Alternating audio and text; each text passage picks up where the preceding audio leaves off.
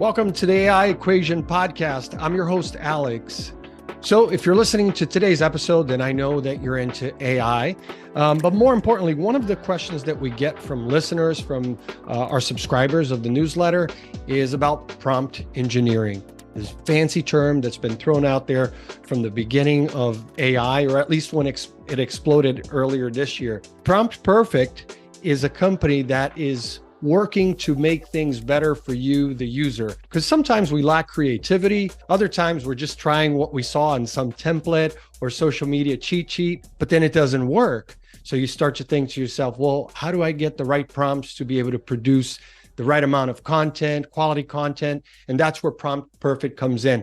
My guest today, Erich Hellstrom, he is the head of Prompt Perfect, and he's going to share with us what they're doing. Welcome to the podcast, Erich. Hey, yeah, thanks for having me, Alex. I appreciate it. I'm excited to talk about prompts. So give us an overview of a prompt and very short overview of Prompt Perfect and what problem it's solving in the AI space. Yeah, so Prompt Perfect is currently now just a plugin built on top of ChatGPT. So plugins are a beta feature. You have to subscribe to ChatGPT Plus to get to use them. But if you do that, you can enable it. And when you type the word perfect in front of any prompt, it will automatically enhance it. It adds more context, detail, and it changes the prompt in a way that gets a better output from ChatGPT.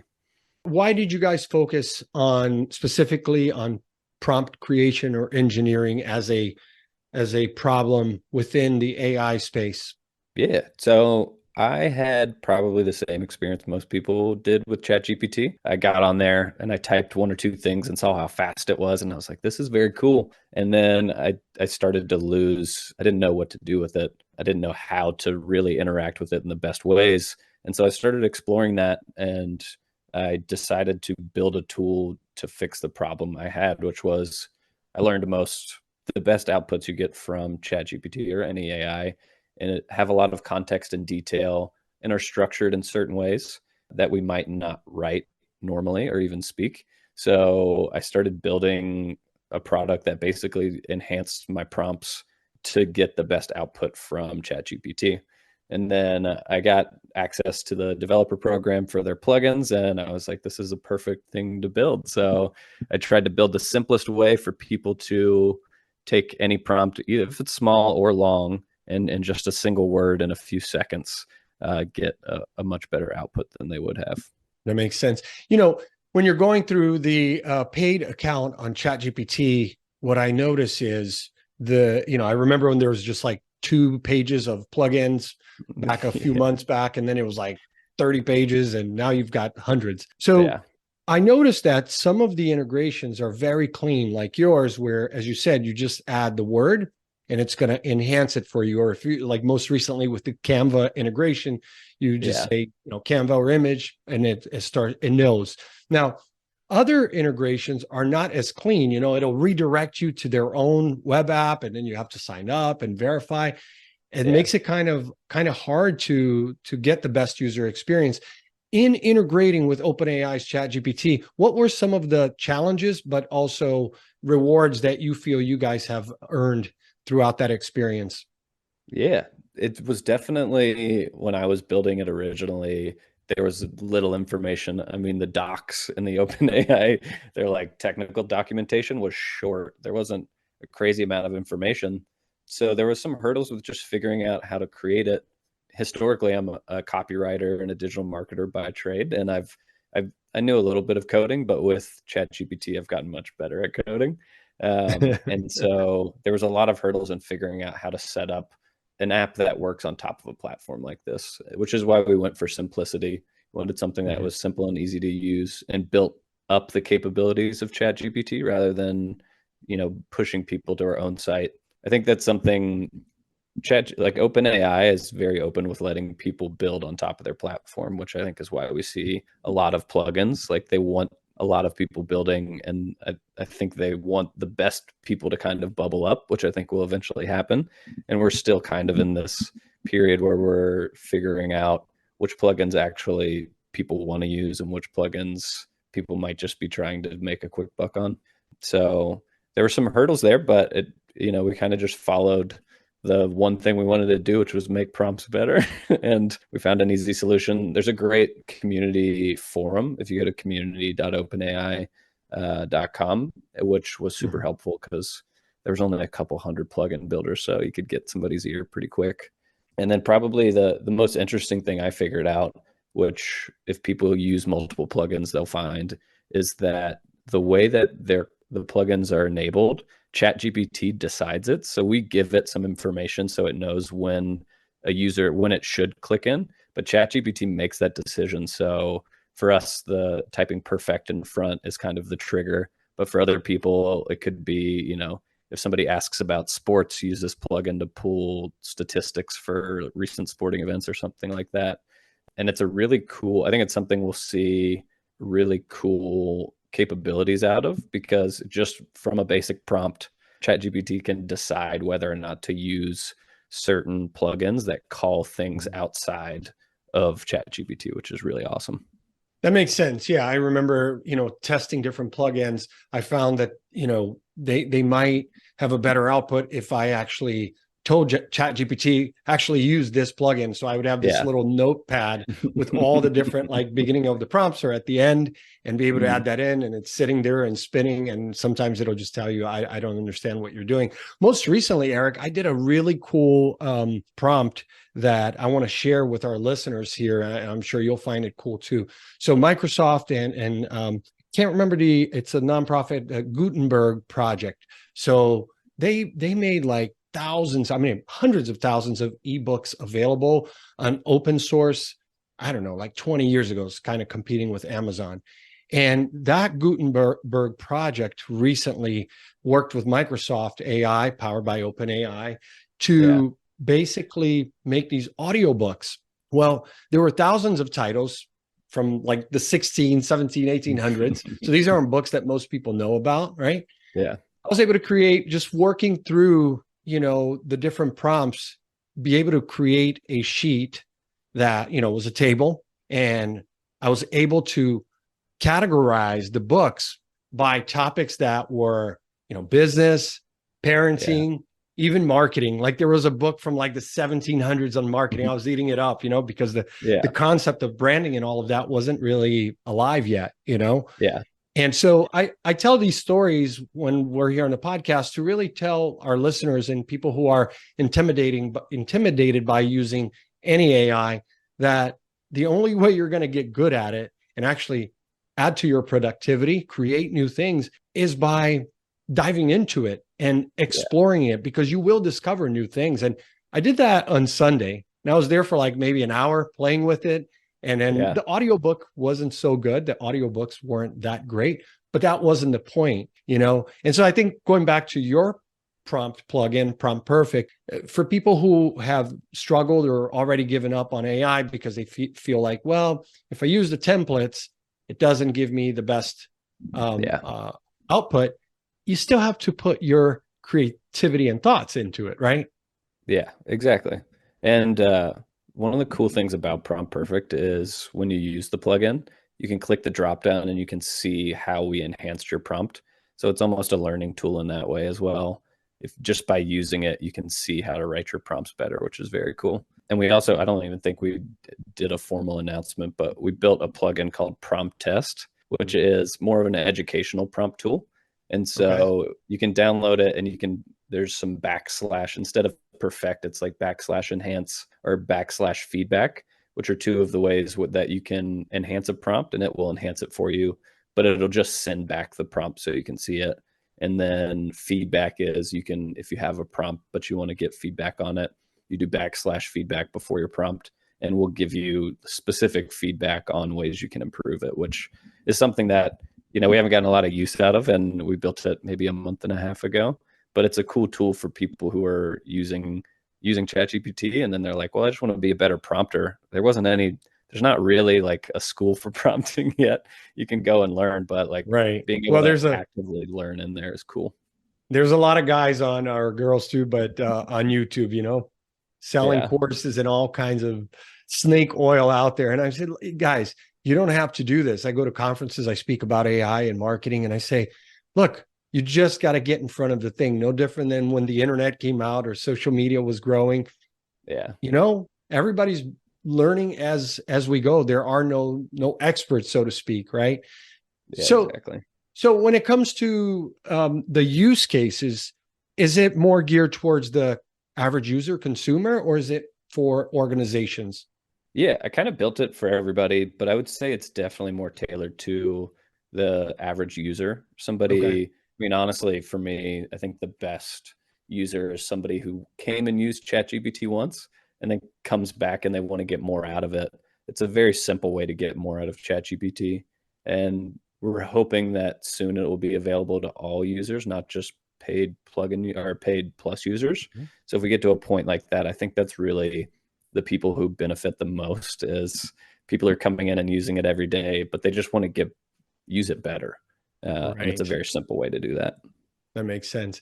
In terms of, prompting, I'll just keep hammering it because I go to marketing conferences too and associations, and everybody like is got their little cheat sheet and they feel like they're a Yeah. prompt engineer. What are some of the common mistakes that you see, beginners make, and how does Prompt Perfect help avoid them? Yeah. The biggest by far is using ChatGPT like it's Google. So I think we've conditioned ourselves with search engines for the past Yeah. however many decades to type in very simple things that aren't grammatically correct, but we Mhm. expect to get a bunch of information back. Uh, Whereas when you use Prompt Perfect, you can actually use it like you would kind of Google, and we Mhm. will repurpose it into like a fully written, grammatically correct, and with actionable items for ChatGPT to do things with. Because it really is about the way you phrase things and the things that you put in there. And most people want to give it the least amount of information. I mean, I've seen people give it like 3 words, and I'm like, Well, what is it supposed to do with this? right, which is why for me, Eric, and I encourage people who, haven't tried the app on either app stores on the mobile. Listen, you can just click that little, microphone, go Yeah, to it, and voila. So if you don't like typing or you're lazy, most people can yeah, talk. Just talk, exactly. Yeah, have a people can conversation, talk all right? day. Yeah, that's a great use case too, because you can, if you want something, just say everything that you want and then click send, and you'd be surprised what you get back. That's right. Um, And so, yeah, sometimes it's just interesting, right? Yeah, super interesting. I think it's So so fun to play with. it is. Me It's a too. great technology. I'm with you. I use it daily, have since November, December, well, really December. But as soon as I was able to get the paid version, it was like, oh, the sky's the limit. I am Yeah. like Superman now, but it's so great. Now your company sits at that intersection of, human creativity and machine capabilities. But how do you balance that to create a product that's truly gonna enhance the user experience? So we have one focus, especially with Prompt Perfect. That one focus is to make sure that we make prompts better. Mhm. So it's luckily we haven't had too many hiccups yet, but we really are optimizing for the prompts have to be better. So I haven't had any feedback really yet that it's not returning things that are getting better outputs, which is great, but we test it regularly. We look at it. I mean, I use it daily to make sure that it's still operating well. And I'm always referencing the input prompt with what we enhance it with. So that's really our focus. And we're not going to stop until, I mean, some people might think that one day you won't need to prompt very much because AI will be so, I don't even think that's something to consider. Like, there's going to be a long time for us to communicate with AI, and getting better at it is worth putting Right. effort Well, towards. and even in scenarios where, so I've tested adding my own personal information, the customizations, and sometimes it doesn't really work well because I'm saying clearly I'm telling you to write this, Yeah, article or email in third person, but now you're addressing it to Mr. Alex, and yeah. it's playing with the tool. And I agree with you. I think it's always going to be around. Now, looking ahead for you guys, the horizon for Prompt Perfect and where it's going, are there any features or partnerships you guys are excited about? We're very excited. Feature wise, nothing big right now, but partnership wise, I mean, if we go out, it sounds like they might release plugins to all ChatGPT users, but with GPT 3.5, Okay. which was how I originally built it. So Okay. very excited if that happens. And then we've been talking to Microsoft about Bing, because Bing Chat, they want to expand, it's very similar to ChatGPT. It's a chatbot with Bing built in. But they want to release a plugin store for that. So we're very excited for that and hoping that that will happen this year, which would be very cool. So do you see, because you have these prompts they're already created, you're working with obviously OpenAI's system to feed these prompts, right? Do you see less hallucinations at all?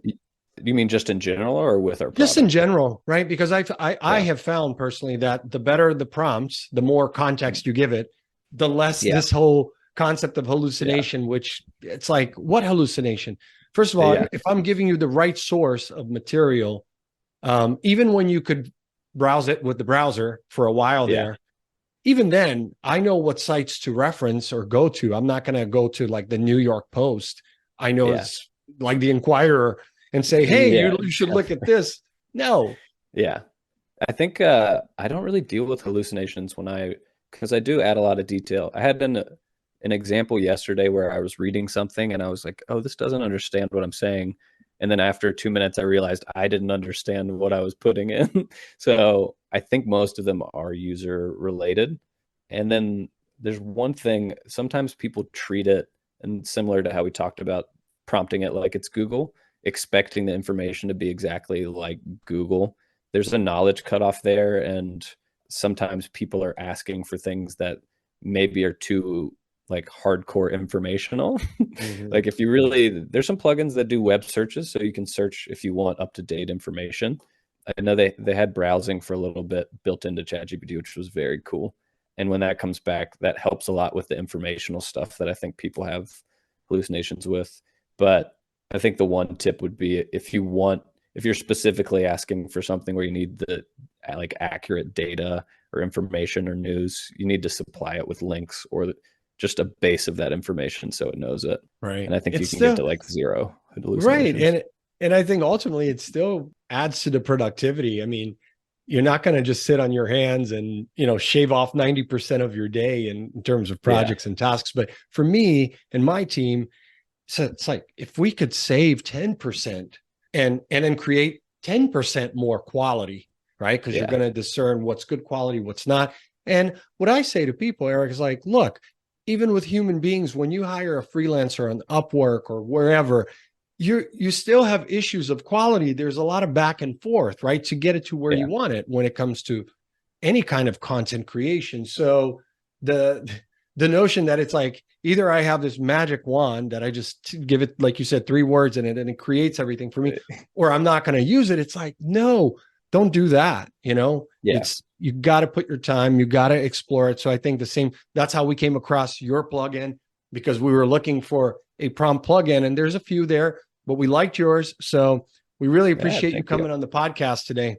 Yeah, of course, man. Thanks for having me. And I appreciate people educating and getting more stuff out there on AI. It's still very early. And I would say if you listen to this podcast, you're probably in the small percentage of people investing the right amount of time and learning these tools, because it'll pay off eventually. Wow, what an enlightening conversation. A big thank you to Eric for joining us today and sharing his fascinating world of prompt engineering and Prompt Perfect. For those of you who want to learn more about Prompt Perfect and its innovative solutions, be sure to visit their website and check out their plugin in ChatGPT.